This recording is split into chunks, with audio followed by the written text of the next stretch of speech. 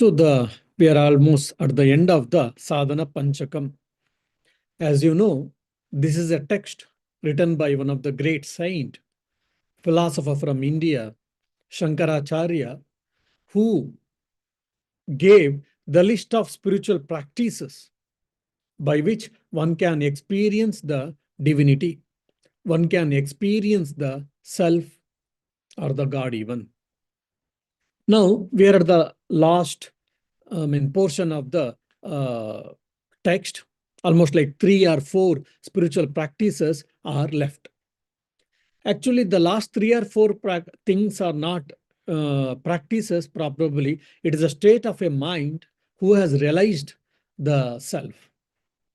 The person who has realized the self, for him it is a state of fact, state of affairs, and for the spiritual seeker, it is to be achieved, it is to be attained. Now, the next 3 spiritual formulas or spiritual practices has been told based on our actions and its results. We all do actions, we all perform actions, work, we all work from dawn to dusk, either in our house or in the family or in the society or in our office. We, from morning to evening, will be doing physical work. And not only that, mental work. We do think, and there is an emotional work, which is like feelings, different type of feelings, different type of notions. And there's ethics, morality. All of them are put together. We are saying that as an action. Now, if you sow the tamarind seed, you get tamarind plant. Slowly, then it will be developed into a tamarind tree. Similarly, if you sow the mango seed, then slowly we will get mango sapling, then it will develop into mango tree.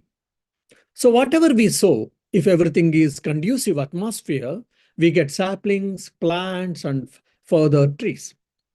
So similarly, every action produces results. Not only results, it also creates impressions actually. Every action produces results and as well as impressions. The results is nothing but called karma phala, and the impressions are nothing called samskaras. Now, when we say good luck, bad luck, he's a lucky fellow, his luck is not good, his fate is not good, his fate is good, all we speak, this is from the point of karma phala, that is fruits of action. And apart from that, when we say X person is so good, is so gentle, is so nice, and Y person is not good.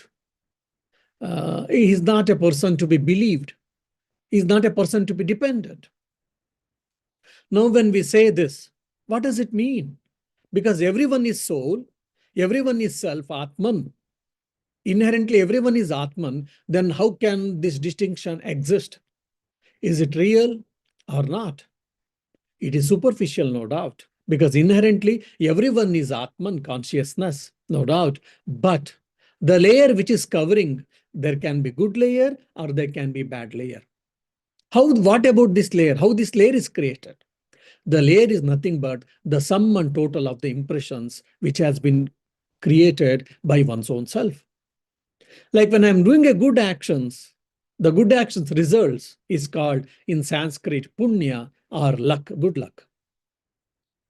Then when I do perform bad actions, all type of actions I wish to say, unethical actions, wrong actions, bad actions, that produces the results, bad results, which is in Sanskrit is called papa, or bad, or sin. Of course, in the Christian theology, the word sin has got different connotation. And similarly, the good actions creates good impressions, bad actions creates bad impressions. The sum and total of these impressions is nothing but my character. And as my character, so my personality. So as my personality, so my character. As my character, so my impressions. As my impressions, so my actions. As my actions, so many thoughts. Think big, think big. Swami Vivekananda keeps on saying that. We should always think good, good thoughts. We should encourage with good thoughts. We keep on hearing. Why? Because good thoughts it will act as a propelling force to perform good actions. Good actions creates good results and good impressions. And sum and total of good impressions is nothing but character and personality. Now, this we are performing actions, fine. And these actions are producing results. Based on its fructification, based on its time, it has been classified into three groups. I'll give a simple example. Now, say for an example, I have got a bank account. I have got 1,000 euros. Among 1,000 euros, 500 euros is in my current account and 500 euros is in my fixed deposit account. And whatever I am going to, I am working, so whatever I'll be earning, that I'm going to deposit. So one is in fixed deposit, one is in current account, and the other is when I get my paycheck. Now, whatever is in my current account, which is available for my use, that is called prarabdha karma or prarabdha karma phala. Means which the fruits of action has been started its results giving, or which has been fructified. Now there is a deposit account. Deposit account, maybe after a year or two or after 5 years, based on my thing, that can be encashed. So that is called sanchita karma. Means I have performed actions in the previous lives, and there is so much amount of fruits of action has been stored. That is called sanchita karma. And I'm working. So every month I'm getting a paycheck, which I will be depositing in my current account, which I'm going to get in future. That is called agami karma. Now, here in the 37th sadhana or 37th spiritual practice, here sanchita karma, that is, which has been stored in my account, the deposit account, fixed deposit account, say for example, that has to be removed, that has to be destroyed. Prakarma pravilapyatam chitibalat. Chitibalat, Atma Shakti. With the help of self-knowledge, prakarma pravilipyatam. So may your past actions results, may your past impressions may be destroyed by the strength of self-knowledge. What does it mean? So for an example, there's a huge trash. Somewhere it is there, huge trash. Someone has dumped. Now I have to clear it. Okay. Then probably I put some oil or diesel on that. Then I lit the fire. Even just a spark of fire, even a little fire can burn the whole trash into ashes, can reduce the whole trash into ashes, isn't it? So similarly, the Krishna says in Bhagavad Gita, from the Gnanagni, from the fire of self-knowledge, all sanchita karma, the stored results can be destroyed. Otherwise, what happens? Then to experience it, I may have to take new birth. So that's why it is better to destroy. How to destroy? This is what the thing. Thinking that I am the self, I'm not the body, and I'm not the mind, and practicing it. Once I experience myself, who am I? The moment I experience who am I, that self-knowledge will destroy all my stored actions and its result. So all sanchita karma phala will be destroyed the moment I experience who am I. Now, if you ask who am I will say I am so-and-so, I am son of so-and-so, daughter of so-and-so, I am manager, I am a technocrat or whatever. So this I is identified with this body and mind and with my actions and so-called paraphernalia. Now the Vedanta is asking you to shift the I from the body and mind to the self. So that what happens? You will be realizing, you will be experiencing who are you, who am I in reality. The moment I experience, all my fruits of actions which has been stored like a deposit account will be nullified, will be destroyed. यथैदांस समिद्धोग्निः भस्मसात् कुरुते अर्जुन ज्ञानाग्निः सर्वकर्माणि भस्मसात् कुरुते तथा. O Arjuna, just as nice lit fire can burn the firewood, similarly the self-knowledge fire can destroy all the actions and its results. Just like dream. In the dream, you are experiencing so much pain. Some part of dream, other part of dream, you were enjoying it. You were suffering and you were enjoying. So much experience you had. And alarm rang and you got up. And you came to know, you came into conscious, and now it's, oh, it's a dream. Because the knowledge, when I came to know that it is just a dream, then whole thing ceases to exist for me. The same state has been called Dagda Bija Avastha from the Patanjali in his Yoga Sutras.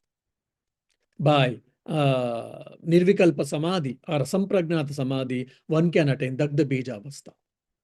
Just like I've stored the paddy. My grandfather or my father had stored the paddy grains in my storehouse.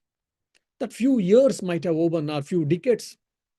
Now I want to, again, I want to, what do you say, sow the seeds. Then I took the paddy, and when I sow in the field, and when I put a water and fertilizers and whatnot, then slowly it germinates.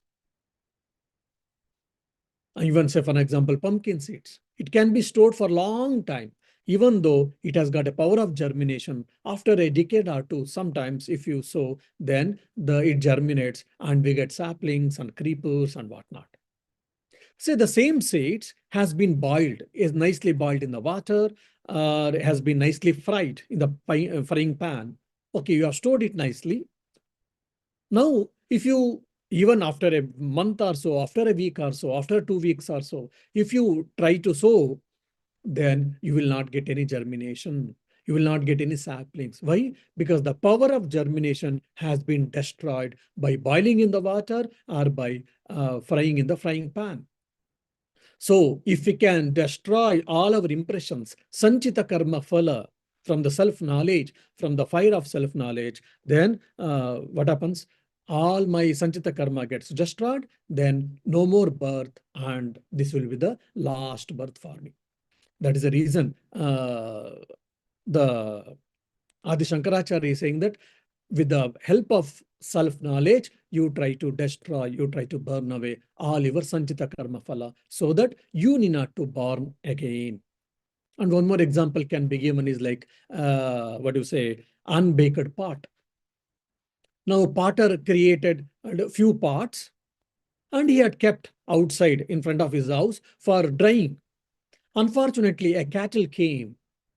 Cattle, without knowing, it went through, then many parts got broken. Potter feeling sorry, but he took it, and again he mashed it, and again he created a parts. Because it was unbaked, hence, even though it was broken, but again he could recreate. Now say some of the parts were burnt and he had kept out. But the same cattle came and it went on the parts, and this time the parts were broken. Now can the potter, can he redo the parts using the same material? No. Why? Because it was baked, it was burnt in the fire, so he cannot redo the parts from the same material. Whereas in the farmer, in the earlier, he was able to. Why? Since it was unbaked. So similarly, we should burn our impressions, burn our sanchita karma, burn our all samskaras from the self-knowledge. So destroy the sanchita karma phala, which is stored in the storehouse. Like you have got so many, arrows in your store. Destroy them, then you will no more fight, or you will no more tempted to fight, or you will not be tempted to do any violence. That is what the 37th spiritual practice has been given by Adi Shankaracharya. Now, 38th spiritual practice, which is based on again karma phala. Na putaraihi shlishyatam means don't be associated with the future actions which are going to be done. Means now already I told sanchita agami prarabdha, which is like current account is got prarabdha karma, deposit account is sanchita, and which you are going to get accumulate is called agami. So in this 38th, the author is telling, be careful and don't try to accumulate fresh actions and its results. If you accumulate, then what happens? To fructify it, to experience it, again you have to take birth, one more birth. Okay, you destroyed the, stored actions and its result. Stored actions results you destroyed. But if you are accumulating, again to fructify it, to experience it, you have to take a birth. So if you don't want to take birth, then please be careful and avoid fresh accumulations. Our mind is always garbage. Already it is garbage. It is a trash. I am feeling difficulty to clear it up, to clean it up. And again, if you accumulate new things, then what will be our case? So we have to be careful. By being careful, we can avoid accumulating the fresh actions. How to? Now, experiencing the fructified actions, prarabdha karma, there is no choice. For example, you shot the arrow. Once you shot the arrow, what it is going to do, you do not know. For example, Adi Shankaracharya gives an example. You thought that there is a dangerous animal and you shot. Unfortunately, because of prejudice or because of wrong understanding, you shot the arrow. Then the arrow is going, it is going to hit the animal and the animal is going to die. Then you came to know that it is a poor deer, which is harmless. Unfortunately, now you have come to know that it was not a dangerous animal. It is just a deer. But unfortunately, since you have already left the arrow, which is not in your hand, it is going to create its havoc, going to create its impact or effect. So if you think about it, there is no use of it. Just you have to accept it. You have to forbear it, forbearance. But which you will be getting new arrows and which you are going to shoot, that is in your hands. So better don't accumulate new arrows. That is what in the 38th shloka, in the 38th spiritual practice is told. Now, how we actually accumulate our fresh actions and its results and impressions? As I told, when I am working. Now, for example, I am giving lecture. This is an action. Now you are all hearing lecture. Again, that is also an action. So when you are doing either physical action or mental action, they are creating thoughts. They are creating their own impressions. Now, if I desire for fruits of actions, if I desire for fruits, if I desire for name and fame, if I desire for power and position, or if I desire for any fruit, and you are performing actions, then such actions produces its results. And it will be stored as a fruits and also as an impressions in our mind. So then what to do? Stop desiring for fruits of actions. Stop desiring for it. Instead of just start clearing it, don't desire for any new fresh accumulations. First point. And the second, one more important thing is stop reacting. Why?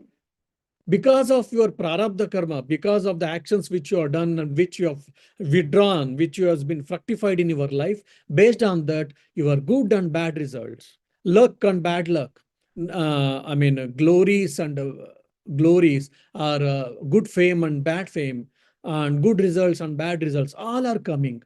Just accept it and forbear. Don't react. The more and more we react to the situations, to the people, then what happens? We are gone accumulating the fresh results, fresh impressions. So stop reactions. Then one more important Vedanta says, and Bhagavad Gita says that stop thinking that you are the doer and you are the enjoyer. Kartrutva bodha and bhoktrutva bodha, which is told in Sanskrit. I am the doer and I am the agent and I am the enjoyer. That should be stopped. Why? Because I as the self cannot be neither doer nor the enjoyer. Because it is an awareness, it is a bare awareness, consciousness. It is a subject, it is never the object. Then how can I perform the actions or how can I experience its fruits? Then who is doing it? The body and mind, which is a part of Prakriti. Prakriti means your nature. In Sankhya Yoga, we all discusses about it. Same thing we can see in Kshetra and Kshetragna Vibhaga Yoga in the 13th chapter of Bhagavad Gita. In the Bhagavad Gita, they says, myself is Kshetragna, who is aware of the Kshetra, and Kshetra is what? Body and mind complex. So the body and mind complex is performing its actions. I am not. I am the actual witness. Just be the witness, bear witness. By being a witness, by taking the role of witness, one can stop the accumulation of the actions. Or otherwise, being a witness, I am the consciousness, and it is the all actions and its reactions, everything is pertaining to body and mind. It is not for me, because I'm neither the doer nor the enjoyer. So trying to be a witness and allowing that to the body and mind to do it. It is difficult initially. It will be difficult, but by practice and by purity of mind, one can do that. And the second thing is, otherwise, if you feel difficulty, surrender. You do the perform action, but be in instrumental mode, surrender the fruits of action, and surrender the doership and the agentship to the Lord. So that's what called Karma Yoga, Arishwara Arpana Buddhi. So Ami Jantra Tumi Jantri, Ami Ghoro Tumi Garane. There's a Bengali song. Oh mother, everything is going on as per your wish. I am just an instrument, and you are the owner of the instrument. I am the house, you are the owner of the house. So you are, as you are making, and just I've been done, that's it. I'm just mere instrument. So take the role of instrumental mode, and so that get away from the fresh accumulation. Actually, because of the pseudo ego, I am thinking that I am doer and I am enjoyer, and I am getting entangled actually. So Atman, the Atman, has got neither the cause nor the effect. I am neither the doer nor the enjoyer. The same thing we can see in Bhagavad Gita. Nakartrutvam nakarmani lokasya sujati prabhu nakarma phala sanyogam svabhavastu pravartate. The Lord, here Lord means Atman, the self. The self does not create agency, nor action, nor the union of action and its fruit. But nature leads to action. Nature is doing its action. The self is not neither the agency, nor action, nor the union also. So this is what the fact actually. This is the truth. So trying to be witness or trying to surrender everything at the feet of Lord, by either of doing, one can avoid the accumulation of the fresh karma. I'm already getting tired to clear whatever is existing. Yeah, and while doing, if you are go on accumulating the fresh actions and its results and its impressions, then it will add up for your own. Like I have got so many files to clear up. And again, if you are getting so few more files in the office, then how much you get irritated. Oh my God, is there no end to this? So this is what our life is also. But unfortunately, we are not careful enough. For example, a very interesting story which comes in Bhagavata. Vedavyasa was sitting at the bank of the Yamuna river. Then these gopis, Vrindavan gopis, had to go to Mathura to give butter, milk, yogurt, or curd to the Kamsa. That was their duty. And if they get delayed, and they will be punished heavily. But unfortunately, since it was a rainy season, Yamuna was overflowing, and no boatsman was ready to take them or to help them. So they were getting panic. How much ever they tried, how much ever they requested the boatsmen, they were saying that because of the rains, the Yamuna river is overflowing and the speed is fast and the current is very too much. That's the reason we don't want to go, and we don't want to end our life as well as your life. Then obviously the gopis were really disturbed, because if we don't go, Kamsa may put heavy fine on us, or they may put he may order to put us into the cell or in the jail, or he may even kill. He may give the orders so that we may be killed because of the delay in giving the milk and the yogurt and the butter and ghee, whatnot. So they were panicked and they were thinking what to do. And among them, probably one or two gopis, suddenly they saw that Vedavyasa, the great Rishi, Brahmagnani, he was sitting on the bank of the Yamuna. So then the whole group was informed that there is a Vedavyasa, is a Rishi, great tapasvi, Brahmagnani, why can't we go and seek his help? Everyone felt happy. Everyone went and prostrated and they paid their respects. And they said, "Sir, please, can you help us?" Vidura said, "All right, let me know what are you seeking for? What help you want from me?" "Sir, we want to uh, cross this Yamuna river because it is overflowing. No boatsman is ready to help us. So can you help us?" Vedavasa said, "All right, I can help you, but in return, you need to give me something." "What do you want?" "Oh, I am hungry. Can you feed me with little butter and ghee or milk, yogurt, whatever you have got? Can you feed me?" The Gopi said, "Yes, sir." And whatever they have got in them, yogurt, butter, and ghee, whatever that, everyone, they took a little portion from them and they accumulated and they gave for him. And he enjoyed. He enjoyed and he said, he thanked the gopis that, "Yes, I am full now, my stomach is full." He relinquished butter and he relinquished ghee and yogurt and whatnot, milk or maybe. Then he went and said, "Oh, Mother Yamuna, if it is true that if I didn't eat anything, if it is true that, please divide yourself so that these gopis want to go to the Mathura for some their work. Please, can you make the way?" All gopis were terrified. They were astonished. What? This Vedavyasa was a Brahmagnani, the knower of Brahman, great saint we thought, and is an outward liar.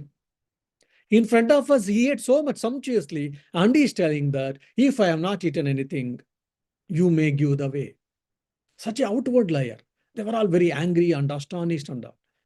And, and to add to their astonishment, the Yamuna river got split, and in between there was a path. Vedava said, "Come on, gopis, now it is your time. Go and reach the Mathura and do your service, do your work, whatever you are supposed to do." Gopis' astonishment was still much more increased, and they said, "Sir, you ate sumptuously. We fed you sumptuously, fine. But you say, and after eating, and you were saying that if I have not eaten anything, may the Yamuna, Mother Yamuna, give the way." And interestingly, Mother Yamuna gave her way. How is it? Is it not a lie?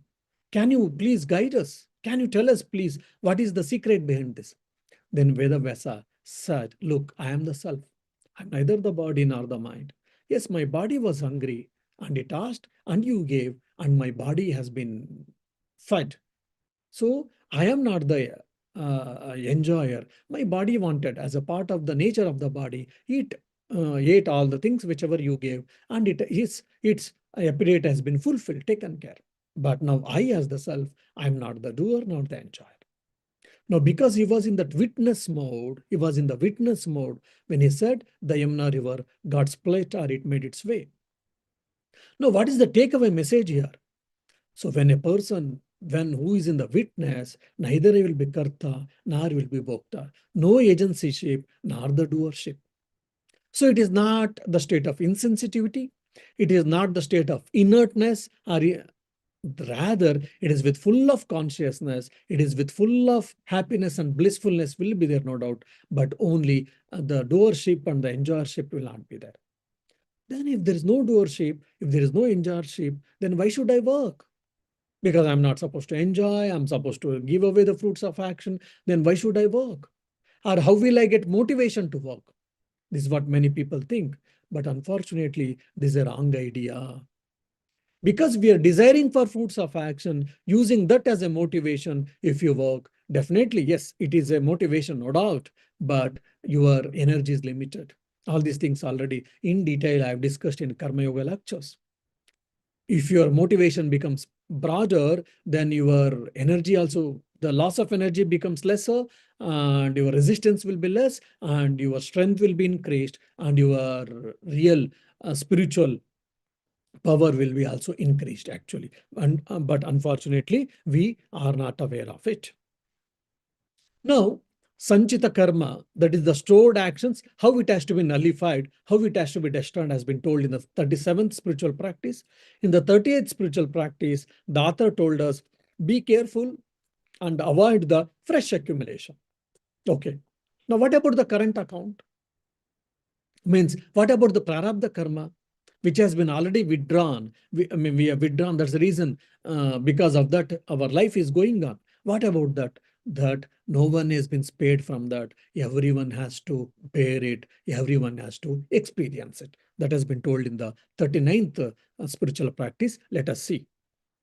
Prarabdham trihapujyatam means experience and exhaust the fruits of past actions here only. Here only means in this life on this earth planet. So this prarabdha karma is the main reason for our birth, for my body, for parents, for my job, for my family, brothers and sisters, and all my experiences. Why I was born in such and such a family only, to such and such a parents only, because of my past actions and its result, because of my prarabdha karma phala.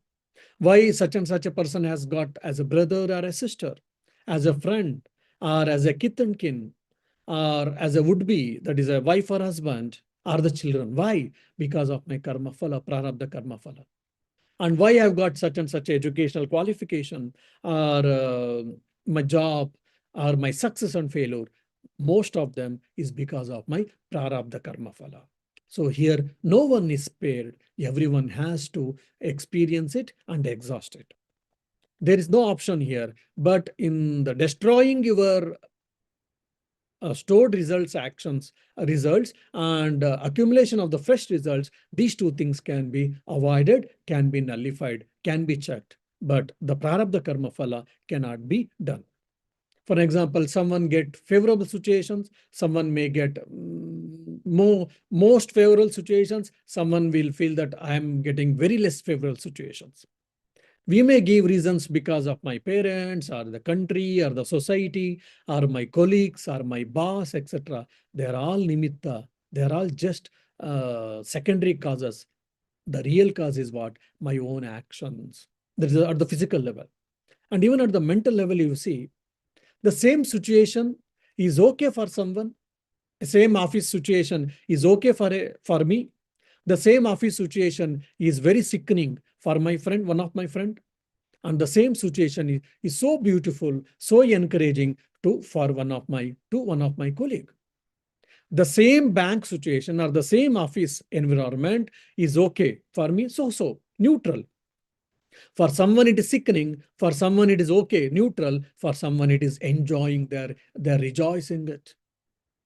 Objectively, they're the same thing, but our reactions, our experience, our understanding, our opinions are different. Why? Because of my character, because of my personality, because of my thinking, because of my nature. How all these things has been formed? Because of my prarabdha karma.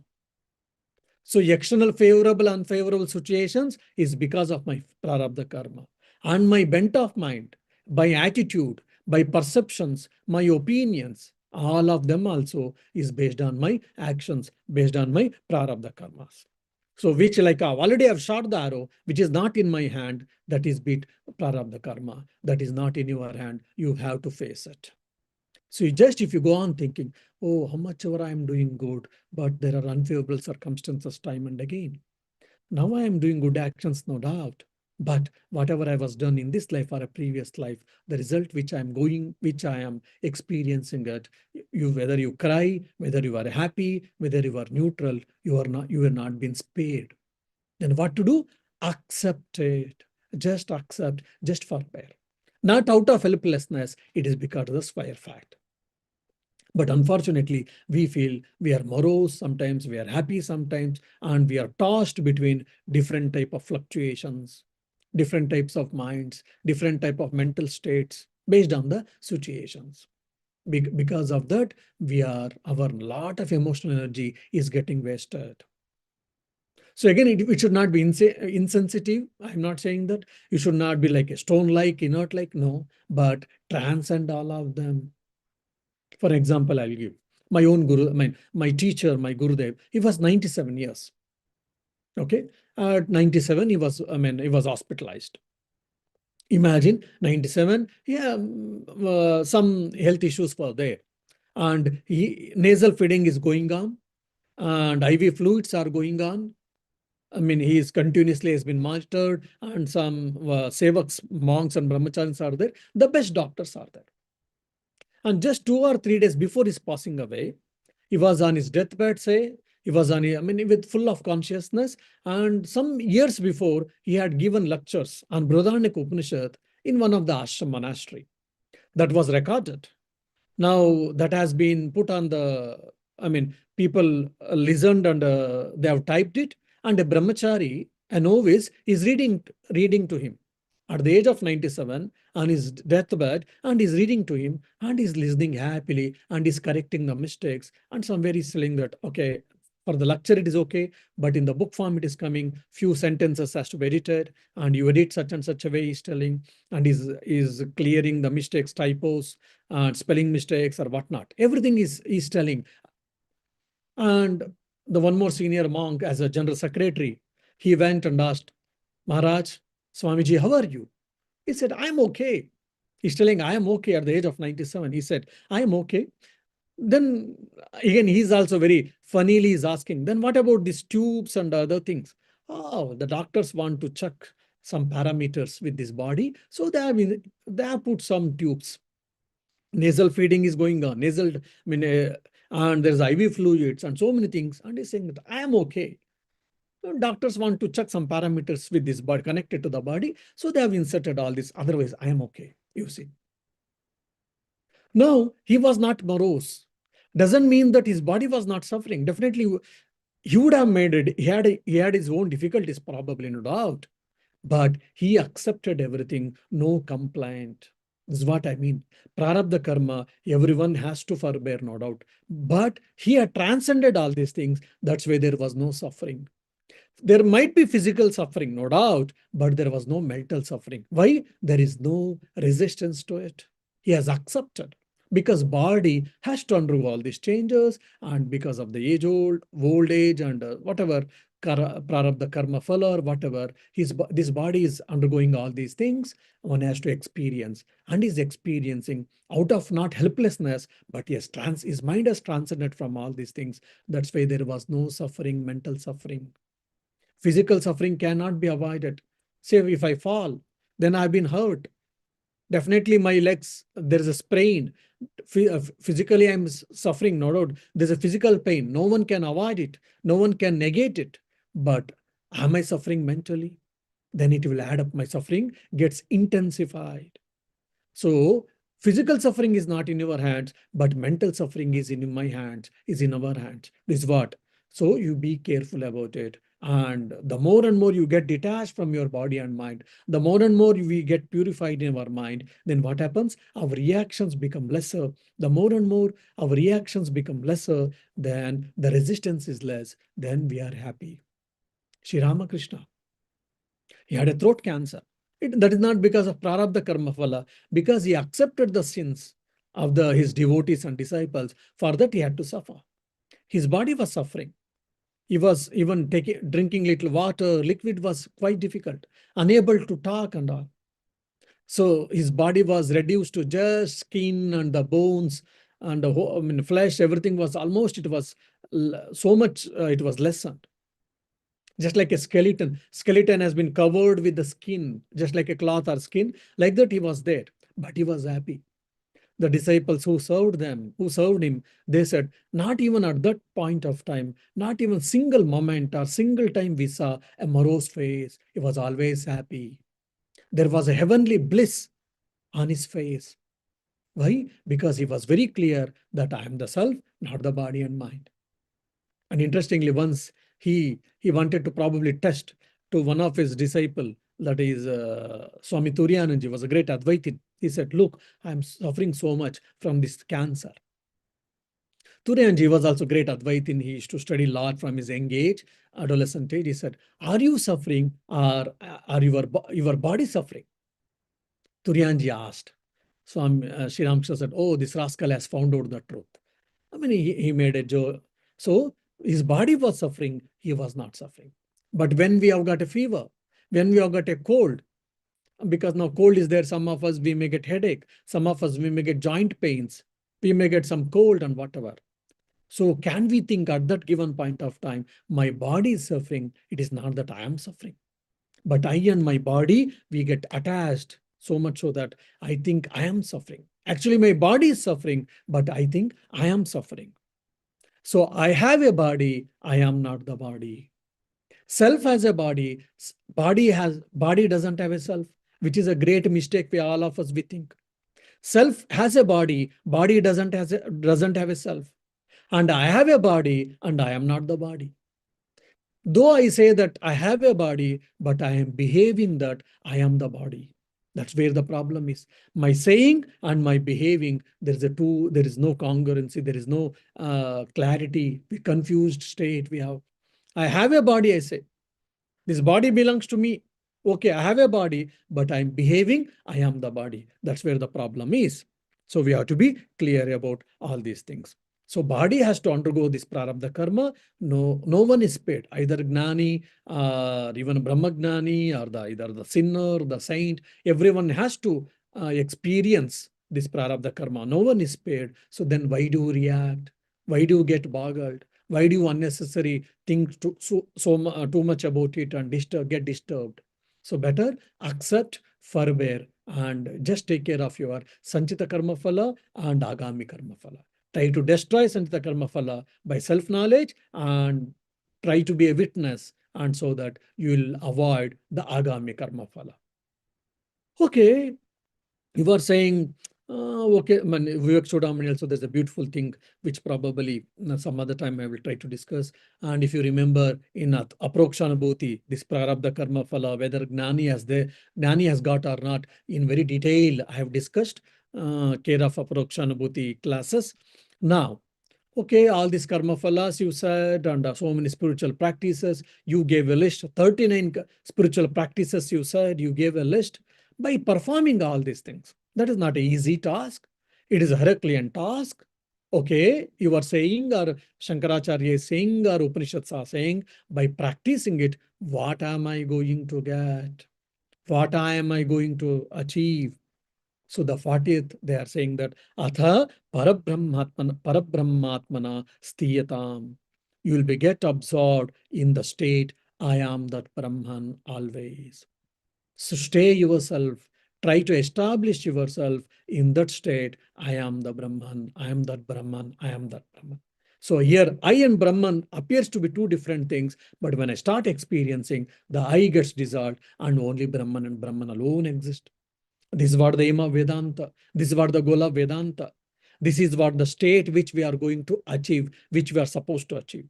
The moment when you achieve, then all the problems ceases to exist.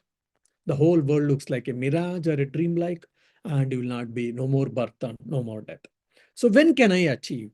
The more and more you practice spiritual practices, whatever has been told, 39 spiritual practices, once you practice all of them, then you will attain. Though attaining, achieving is all limited words actually, only contextually we have to take, because the Brahman or the Atmagnana is self-established only. It is not actually achieved or attained, only we are removing the ignorance. That also we have to be very clear.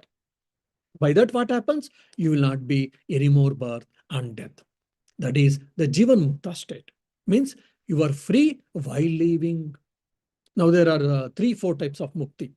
3 or 4 types of realization. One is Videha Mukti. Videha Mukti means at the time of death.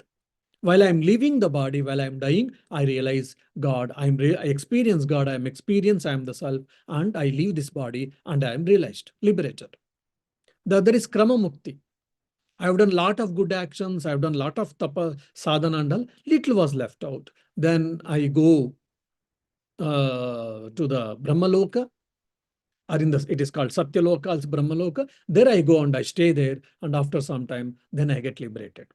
At the end of the cycle of creation, I get liberated. That's called Krama Mukti. Krama Mukti, Videha Mukti.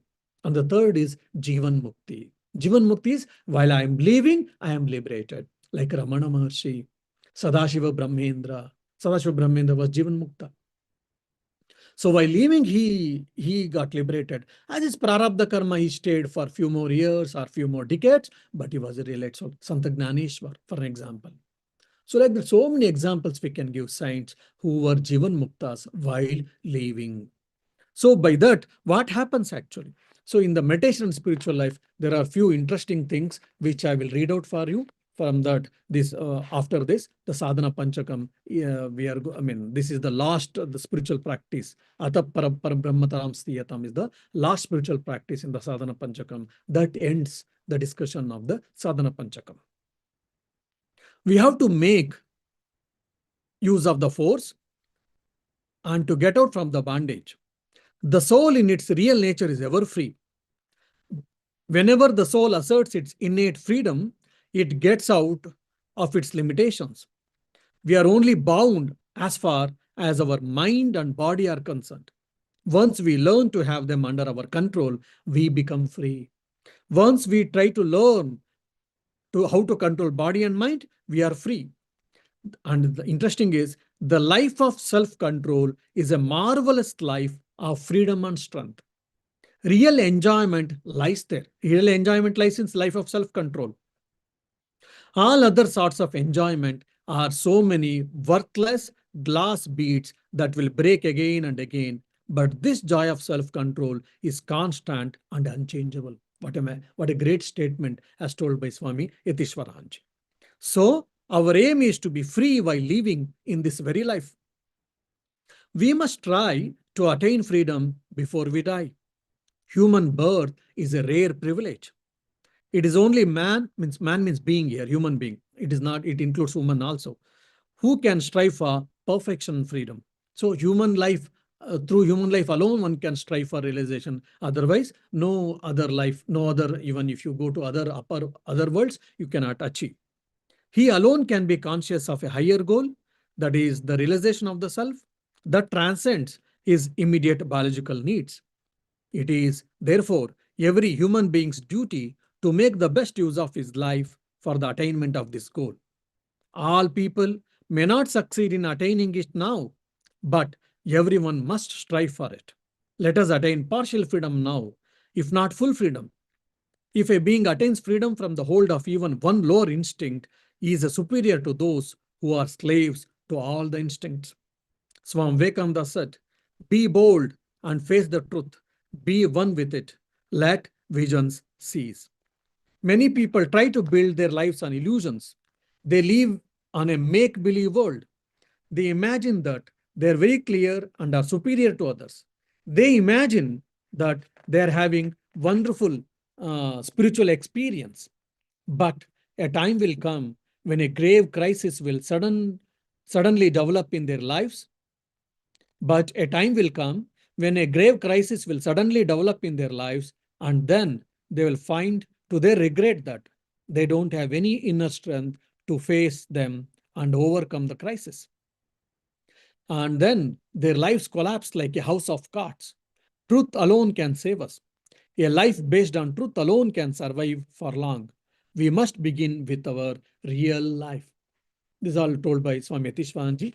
And also, I think in Life in Freedom chapter 33, Yatishwaranji, he gives the nutshell of the Adi Shankaracharya's Vivek Chudamani's shlokas, the life of the Jivan Mukta, how it will be. Just I will read it and I will end it.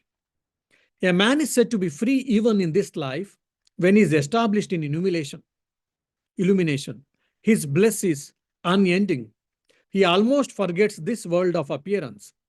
Even though his mind is filled with Brahman, he is fully awake, free from the ignorance of waking life, fully conscious, but free from any craving. For him, the sorrows of the world are over.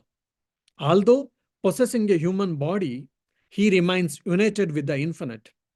Such a man is said to be free even in this life. Good and evil seem to exist. Persons and objects appear to be distinct from one another.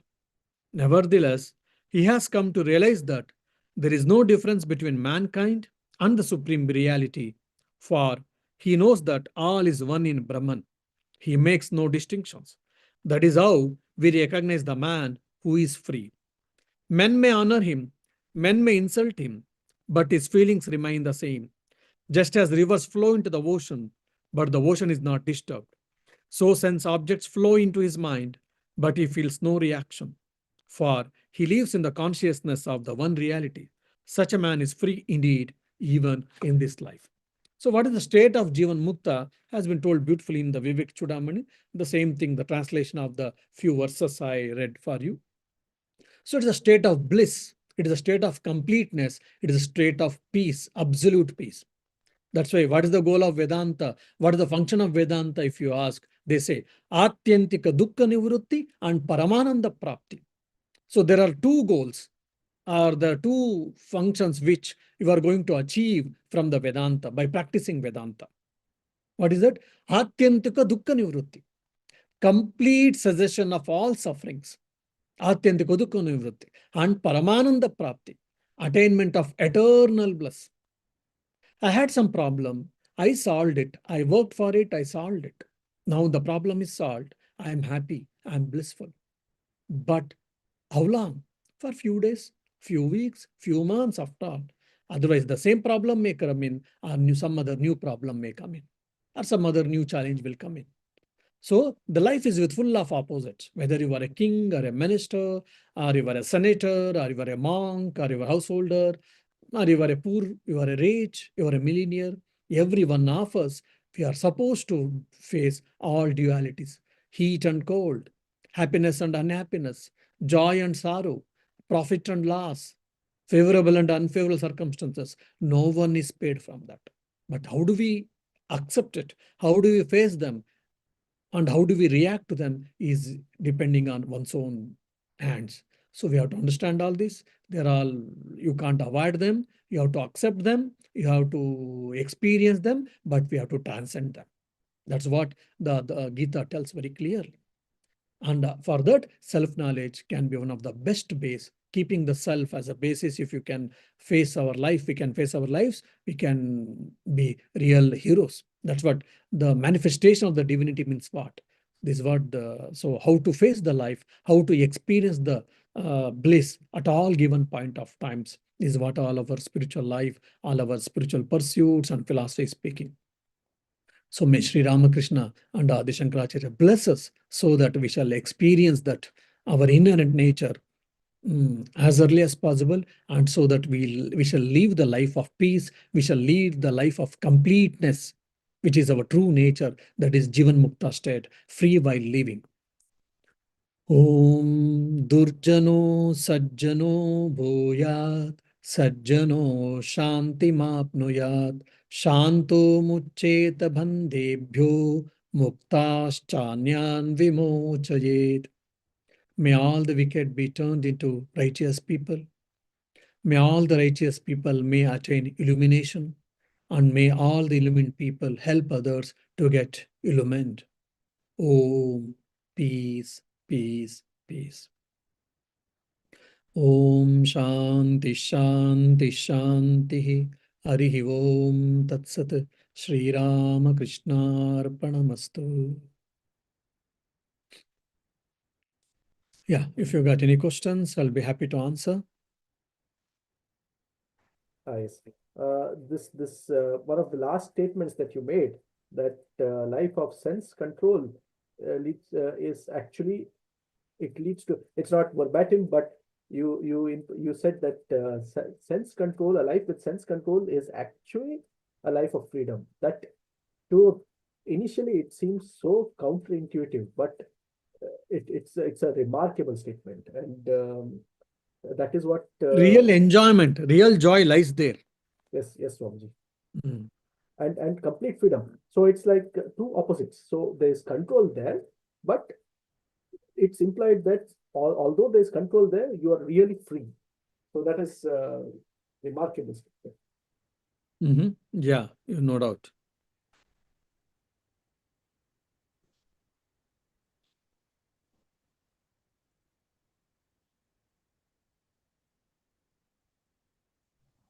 Maharaji Rajarshi here. So it's a question about reaction. So you were emphasizing on reaction, that how we react to the world, because for our prarabdha karma, we have to face the world. But I read somewhere that regarding reaction, there is a gap between when something comes in and when you have to react. And so is the, like, and they say that if you are focused on that gap between your reaction and the input, then that is how you can master your attitude or your actions, outward actions. So can you elaborate on that aspect a Yes. bit? Now, if you ask me, I'll tell always, I keep on telling this for youngsters and when facing situations and all, I tell, stop reacting, start responding. Stop reacting and start responding. I mean, what do I mean by that? For example, someone scolded me. Instinctively, most of the time, if not all, most of the cases, most of the time, what we do, we give a retarding reply for them. Oh, etc., etc. By that, again, he will throw some trash on you, and I will throw you will throw on him, and he will throw on you. Like this, keep on happening. So instead of that, accept it. Okay, he told something. So should I react? Should I tell something, anything at all? Is it worthwhile to do that or not? Oh, that is because of his weakness of his mind, or because he's not in a good state of mind now at right now. So it is better just, ignore him. So by ignoring, I am not accumulating any fresh karmas. First point, and second is, so I am able to control the situation, and slowly probably I'll be able to dilute the situation, and so that nothing will happen actually. So at that given point of time, one has to exercise his discrimination. One has to exercise his intelligence, and one should exercise his willpower. But whereas we keep on reacting to the situations and to the people and etc., because of that, we become slaves actually. Either slaves for the people, slaves for the opinions, slave for situations, and whatnot.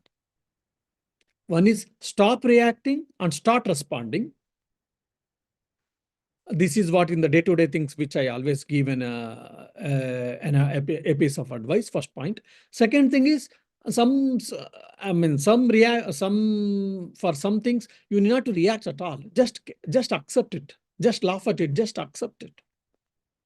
So based on the situations, and sometimes yes, you accept it, and maybe at a suitable time you may have to respond. Instead of reacting, you may have to respond. That also we can think and do based on the situations. So is it clear for you, Rajarshi? Yes, Maharaj, thank you. It's clear.